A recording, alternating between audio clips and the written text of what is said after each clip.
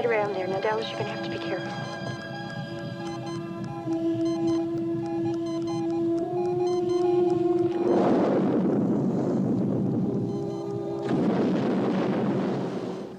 An exciting moment from Alien, the outer space horror film that is setting box office records all across the United States. Alien, which I gotta admit scared me. I gotta admit it scared me too. Oh, all right. It's just one of 5 new films we'll be reviewing on sneak previews. 2 film critics discussing the latest movies in town. Now, the other guy who said he's scared is Roger Ebert, the film critic for the Chicago Sun-Times. My fellow chicken on today's program is Gene Siskel, film critic of the Chicago Tribune. In addition to Alien, we'll also be seen in reviewing The Prisoner of Zenda, Peter Sellers' new comic version of the old adventure classic, St. Jack with Bingazar in the seamy underworld of Singapore, Battlestar Galactica, bringing interstellar warfare, but not very much else, from the TV series to the movie screen. And now Gene begins with a melodrama called The Promise. Well, guess what I've got? I can guess. I've seen it. Okay. A love story between a perfectly healthy guy and... A perfectly healthy girl. No. Not a chance. No way. Okay. A very sick woman. As a matter of fact, screenwriters today don't know how to write strong, healthy female characters. Maybe they're afraid of today's women. Anyway, in the movie The Promise, Stephen Collins plays the heir to a great architectural fortune. His mother, Beatrice Straight, doesn't want him to marry the comparatively lower-class girl he's in love with. I want you to shake hands with me on my marriage. Your marriage? Has there been one? No, not yet, no. Your grandfather founded this business. And when you take the reins, it will have passed successfully down to you without one taint of criminal scandal.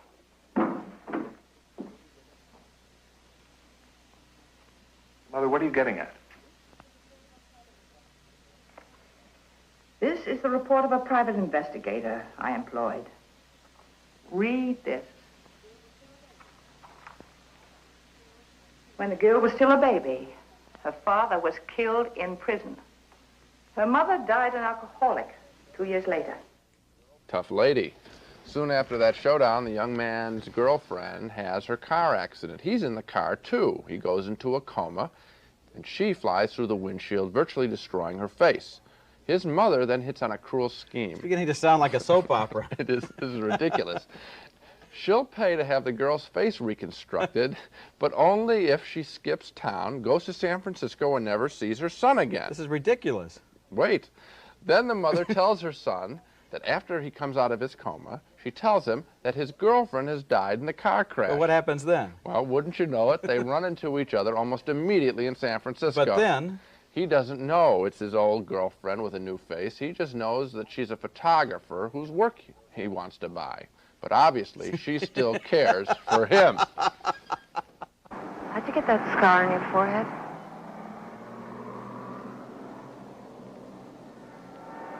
It was, just from a little accident. Really? Looks like more than just a little accident. You know, you're an absolutely lousy judge of character. I don't know how you manage to take such good pictures. Well, as Roger mentioned, this is the stuff of which soap operas are made. You want to pay $3 or $4 to see a story no different from what you can get on TV for free? Then you're welcome to The Promise. It's thoroughly predictable, thoroughly cornball. I don't think it's as good as what you can get on TV for free. For one thing, they put a score underneath it, and this material really required the organ music, you know, every once in a while. She looks in the mirror, it's her new face, she holds the hand of the doctor who rebuilt her and gave her a new life, the evil mother, and this guy, this nerd, Stephen Collins, who goes through the movie, he's standing right there. I mean, I was seeing the movie for the first time, and I knew it was the same girl. You know, he was engaged to be married to her, and he doesn't catch on. He meets her about a dozen times. There's something familiar, there's something haunting about your photographs. Same, you know? everything's same except this face, right, and they don't get it. And that's why the film falls down, just on the pure logic of it. One nice thing, I like this actress a lot. I think that she Kathleen Quinlan. Yeah, she has a good, she was good in I Never Promised You a Rose Garden, but again, she's playing these cripples and horribly hurt women. I'd like to see what she could do with a part of somebody who's whole, you know? She got a couple movies coming out this fall, I think. Anyway, Kathleen Quinlan, a name to remember. Now for something completely different. This movie has nothing to do with the other movie. For that, we could give thanks if it were a good one, but it's another bad one. It's Peter Sellers, and he's never happier than when he's playing 2 or 3 or 4 roles in the same movie. think his all-time record was 6 in The Mouse That Roared. Well, in The Prisoner of Zenda, he only plays 2, which is only 1 too many. It's about a common English handsome cab driver who looks uncommonly like the king of Ruritania. The coachman doesn't know he looks like the king, and that causes him all sorts of trouble when he arrives in Ruritania.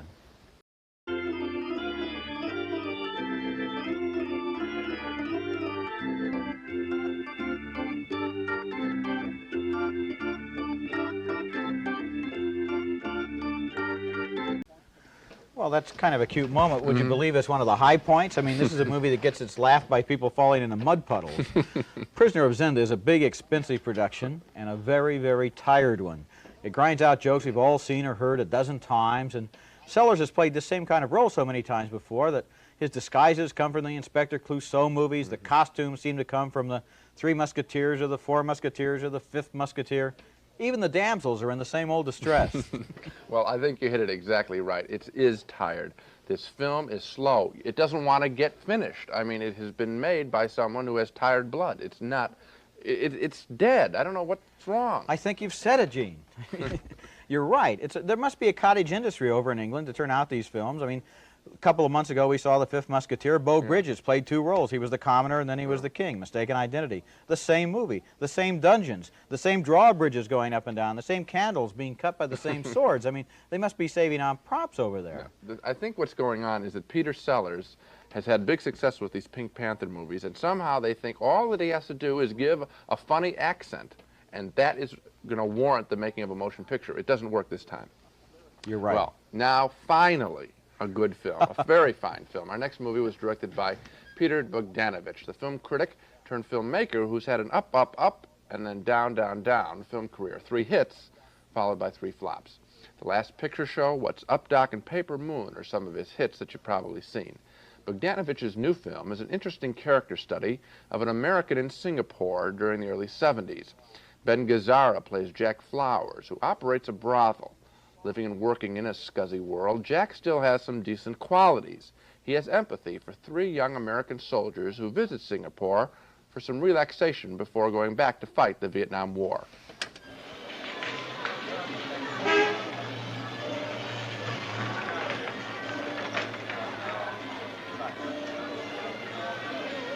Yankee, go home. Hey, man, where you from? Buffalo. How about you, Red? Houston. Memphis.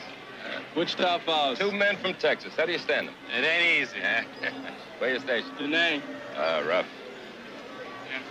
Yeah. Been there? No, I'm a little too old. Korea. My old man was in Korea. Got a couple of fingers blown off. Huh? Well, how long you boys gonna be here? Going to Bangkok tomorrow. R&R? 1 whole week. Oh, you're gonna love it. You're gonna love it. Gotta get yourself a Thai massage. You know what that is? How's that? Well, that's where 2 women soap themselves up. One works the front, the other works the back. You're a sandwich. Now let me hold you up, boys. Have fun. See ya. One of the other men that Jack befriends in the movie is an Englishman who comes to Singapore once a year for some business and for some relaxation of his own. One night in a tattoo parlor, they get drunk together. Jack has empathy for this guy, too. He seems to take on lost souls. I guess that's why they call him Saint Jack. You know how Singapore got its name, William? Well, there was nothing but jungle, you know. Yeah. Nobody ever crossed over. Then one day, this Hindu prince, he rose over with a big bunch of people, a hunting party, you know. They're gonna shoot some deer, bows and arrows, all that. And they traipsed around a while, and wait a minute, what do they spot? What? A tiger. Then they spot another tiger. And then some more tigers. They're up and tigers. So they run. They run like hell, you know. They hop back in their boats, they row away, and the prince says, boy, that place is something. I'm gonna name it. I'm gonna call it Singapura, Lion City. Lion City! Oh, I thought you said they were tigers. Well, that's right. That's right. That's the point of the story, William. The dummy couldn't tell a tiger from the lion. That's very funny. So what can you expect? Place that got started like that. Quite. Well, what they're talking about isn't as important as the mood of that scene. He's being tattooed, Ben Gazzara is, while that whole scene is going on. Jack Flowers, his character, is a decent sort of a guy in an amoral world at Singapore. He's one of the small businessmen making a living off the Vietnam War. His is an ugly profession in an ugly world. So you really can't call Jack a saint, but some of the things that he does are saintly. And that may be what this film is really saying. In an immoral world, if you can't be a saint, at least try to be saintly. St. Jack is a fine, sophisticated film. You agree? More than agree. I think it's really a great film. I think it's one of the films that I'm happy I saw this year. And one of the things I liked about it was how completely Bogdanovich and Gazzara inhabit this world of Singapore. Usually an American filmmaker goes over to some exotic spot like Singapore or Hong Kong. You see two rickshaws go past, somebody hits a gong, and they're inside the Hilton Hotel, right, selling cocaine or something. In this movie, Gazzara is actually there on the streets. It's shot on location. Yeah. You get a real feeling for the place and for the time. And what a performance. Yeah. I mean, given his very unsavory profession, the fact is that this guy, Jack Flowers, is kind of a student of human nature. He's wise. He knows what people's weaknesses are. He has sympathy for them. He's a cynic, and yet he's a sweet, kind of decent cynic, if that makes any sort of sense. It's a very complicated performance. One thing that I like about this picture is that it is so much different from the routine American movie we seem to be getting now, which is full of spaceships, teenagers, and rock music. This film has some substance to it. You think about it. You can discuss whether or not he's a good guy, or because after all, he is running a whorehouse. I mean, it's not working, you know, exactly in a wonderful profession. So I think that there's a lot to think about in this picture. I think it works. It's a very thoughtful adult picture. You might even call it kind of a grown-up Casablanca, Yeah. in a way. And Very now you good. mentioned spaceships. We're back to spaceships again. I'm sorry, Okay. Gene, but it's the way it goes. Two of the most successful genres of the last 5 years have been science fiction and horror films, and Alien is both. It's a combination of some of the best space hardware since Star Wars and the most gruesome bug-eyed monster since the creature from the Black Lagoon. The movie begins aboard a gigantic intergalactic freighter where the crew is in suspended animation until the onboard computer awakens them for an emergency. The captain explains why their mission has been changed. Well, some of you may have figured out we're not home yet. We're only halfway there. What? Mother's interrupted the course of our journey. Why? Yeah. She's programmed to do that should certain conditions arise. They have. Like what? Seems she has intercepted a transmission of unknown origin. She got us up to check it out. A transmission? Out here? Yeah. What kind of a transmission? Acoustical beacon that repeats at intervals of 12 seconds. SOS. I don't know. Human. Unknown. So what? We are obligated under section. I hate to bring this up, but this is a commercial ship, not a rescue ship. Right. And it's not my contract to do this kind of duty. And what about the money? If you want to give me some money to do, I'd be happy to, you know, oblige. That's right. Let's go over the bonus situation. We never Can we let's just- talk about the bonus Sorry, situation. can I say something? Let's talk about the bonus situation. There is a clause in the contract which specifically states any systematized transmission indicating a possible intelligent origin must be investigated. I don't want to hear We it. don't know that's intelligent. I want to go home and party. Parker, will you just listen to the man? On penalty of total forfeiture of shares. Money. You got that? Yeah. All right, we're going in. Yeah. I think Star Wars kind of pioneered that idea that a spaceship, instead of being all kind of perfect and sterile like the one in 2001, would look more like a gut bucket, like that kind of a tramp freighter, and there's the crew on board. The beacon signal comes from a nearby unexplored planet anyway, and so space regulations require them to land, and they do in one of the movie's really most inspired scenes. They explore a terrifying planetary landscape, they discover an ancient alien spaceship, and they work themselves into a very tight spot while their discoveries are monitored by television back on board.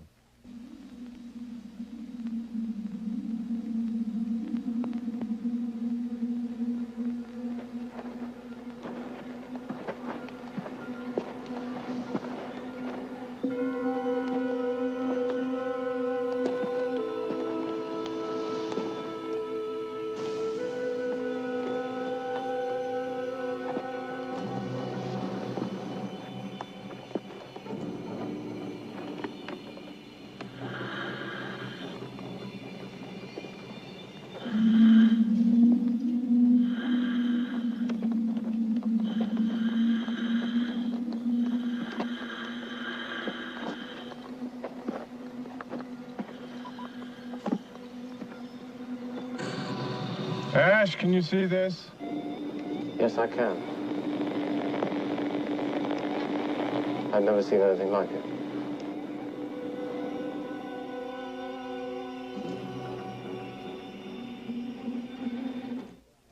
You get a wonderful sense there of something that might have been waiting there a long time for somebody to find it.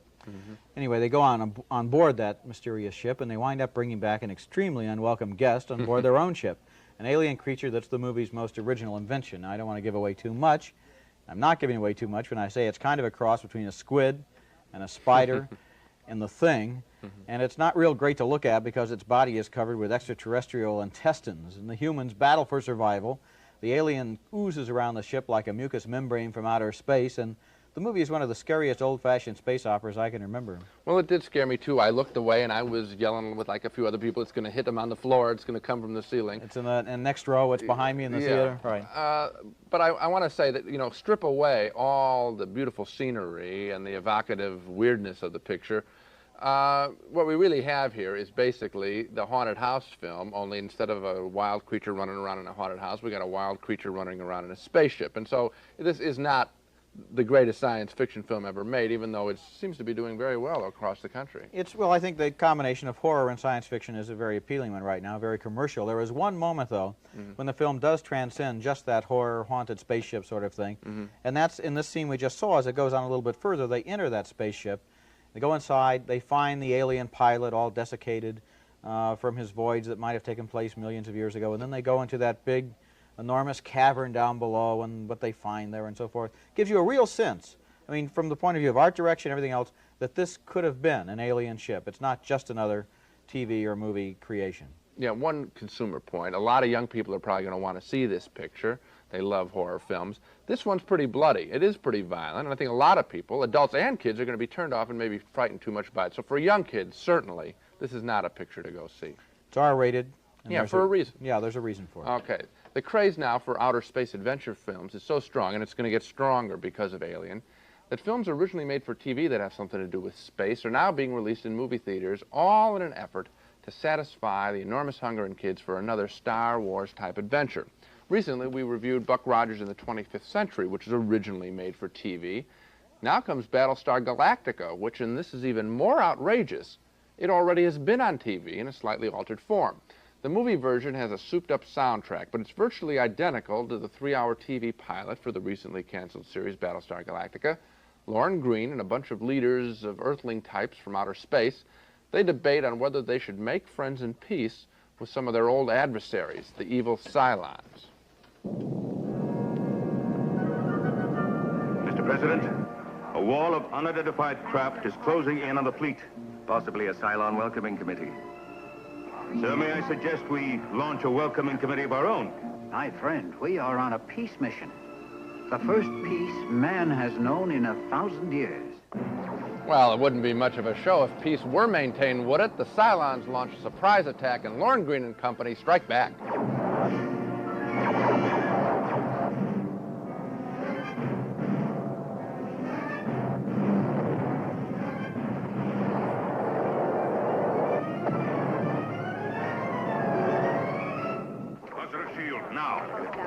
Launch fighters.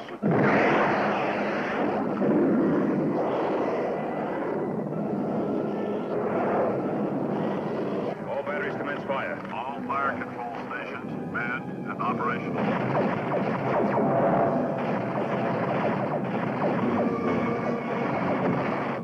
That's really dead. You know, all the explosions look a lot alike there.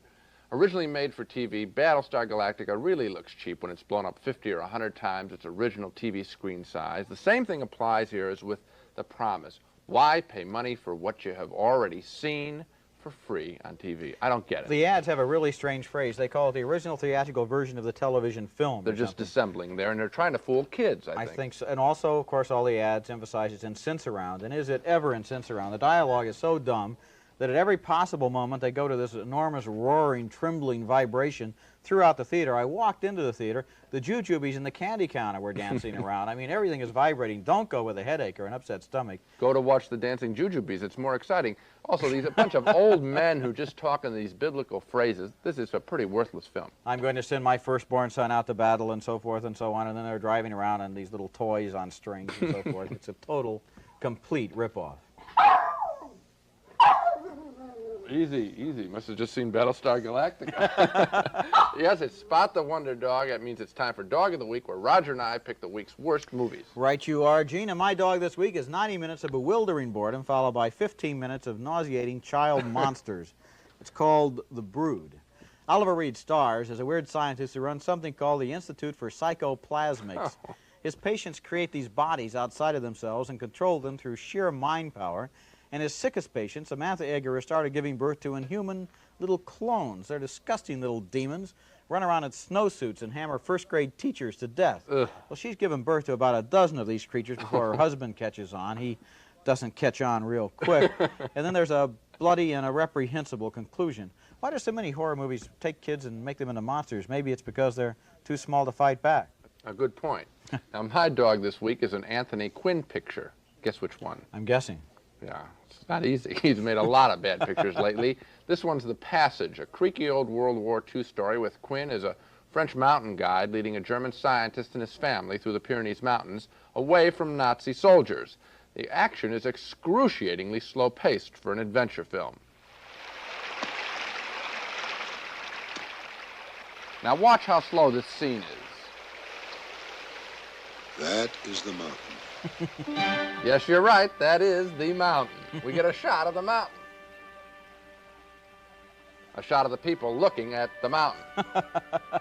A shot of the mountain. A shot of the people looking at the mountain. More people looking at the mountain. And now the mountain again. Come on, somebody. Even the mountain. Move. A few weeks ago, I knocked Sophia Loren for making dumb action pictures that traded on her once valid reputation as a fine actress. I'd like to give Anthony Quinn a similar shot this time. He hasn't been able to improve or even come close to matching his Zorba the Greek role, and he made that picture 15 years ago. So much for the dogs this week. Let's take another look at the major movies on the program. The Promise, rated PG, was an overwrought melodrama about two lovers who were strangers when they met again. Gene and I both voted no. That means we can't recommend that you see it. We also both said no to The Prisoner of Zenda, in which Peter Sellers played a dual role that maybe should have been divided by two. We both admired Peter Bogdanovich's St. Jack with its wonderfully crafted performance by Ben Gazzara. Two big yes votes for that one.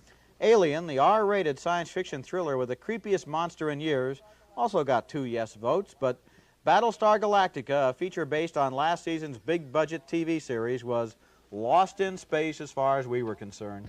So congratulations, Gene. For once, we both agreed on all 5 movies on the program. You know, I knew finally you would eventually see the light. That's it for the movies on this week's show. Next on Sneak Previews, we'll review Players, Ally McGraw's new movie in which she romances a professional tennis player. And also, Butch and Sundance, The Early Days, a new film with new stars about what happened in the years before Butch Cassidy and the Sundance Kid. Until then, see you at the movies.